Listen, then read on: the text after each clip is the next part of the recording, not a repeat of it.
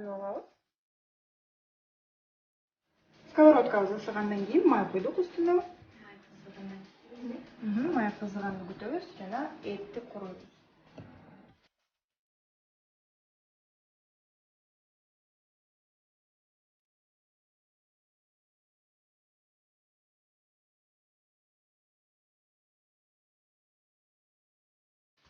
Эми могу суусу тартылыш керек, ошондо гана биздин этибиз даяр болот.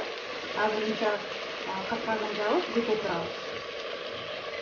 Суусу тартылгандан кийин жакшылап куруп алабыз. Эми андан соң биз пияз куруп алабыз. Соевый соус кошобуз. Чоң кашыктагы канча кашык болду бизде? 3-4 кашык. 3-4 кашык кошобуз дагы. Ошондо дамына чыкса керек ошондой. Өтүрүп. Болгарчада куруп алгандан кийин огурчу кошобуз. Ал эми тузду аз эле салабыз, эмне дегенде соевый соустун өзүнүн туzu бар. Аралаштырып алабыз.